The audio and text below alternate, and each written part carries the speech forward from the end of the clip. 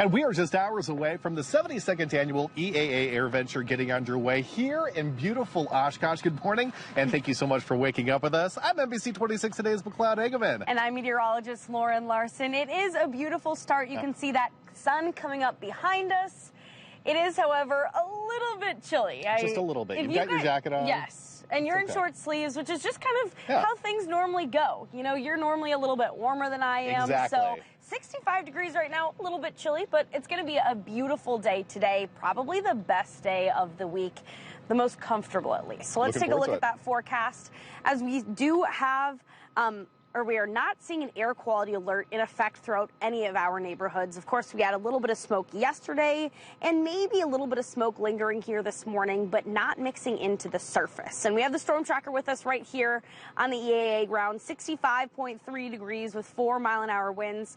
For some reason, it does feel a little bit breezier than that here this morning. Your satellite and radar showing a few clouds, nice thin clouds, kind of working their way through northeast Wisconsin. We will not be looking at a lot of clouds today. We'll see mostly sunny skies. 64 degrees is that current temperature in Appleton, 64 in Kewanee, and 58 in both Manitowoc and Sturgeon Bay, 59 as we look towards Clintonville. Now, as we go throughout the day today, we can expect those temperatures to climb into the upper 70s. So we are a few degrees below normal, but with lots of sunshine, dry air, and fairly calm winds, it is going to be a beautiful day today. And again, expecting the humidity, the heat, and the thunderstorms as we go throughout the rest of the week. I'll be talking about that here throughout the morning.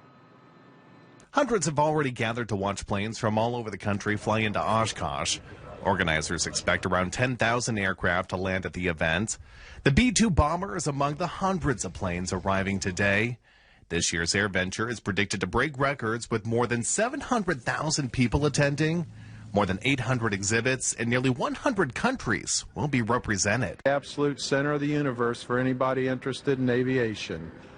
Anything you want to see here, from the very smallest thing you wear on your back to fly to the biggest airplanes there are, it's all here at Oshkosh. And many aviation enthusiasts arrive weeks before the planes do. Private campgrounds near the airshow are already starting to fill up.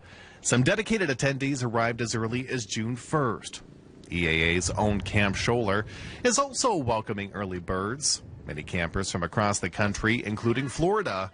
Each campsite is about $100 a night, making the entire trip a couple $1,000s for most of these campers. Just to explore more of this area instead of just being here for, this week or so and not, and not just enjoying EAA, but just to see some of your beautiful state that's here. New at this year's AirVenture, well-known tire manufacturer Goodyear is bringing two of its famed blimps to celebrate 100 years of its airships.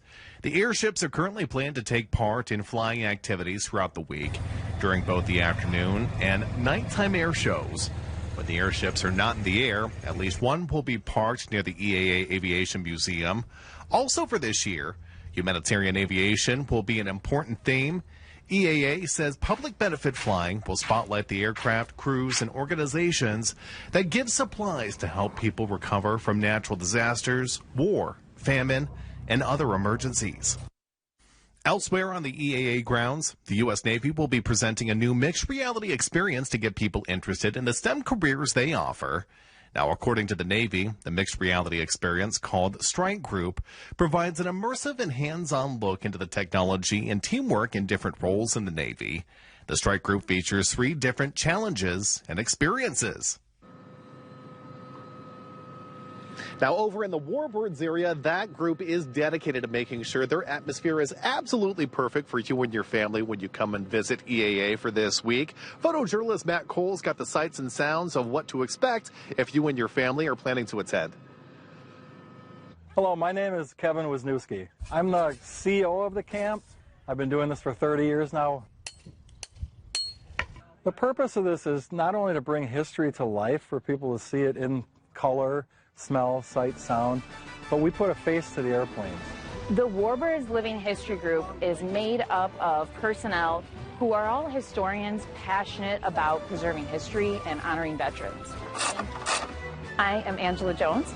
I'll represent many different women who worked with these planes and helped make mission successful. A lot of the time it's just explaining the hardships of having to wash your face in your helmet, or just taking care of the plane, taking care of the day-to-day hardships of warfare. We'll talk to our plane owners and get pictures with the planes that they can make it look coming to life and representing some of the sacrifices that really should be linked with these warbirds. We show what the pilots look like, how they lived, what the ground crews did, what all the support units did. We have a mess hall, how the guys were fed. We do it all authentically as they did in World War II.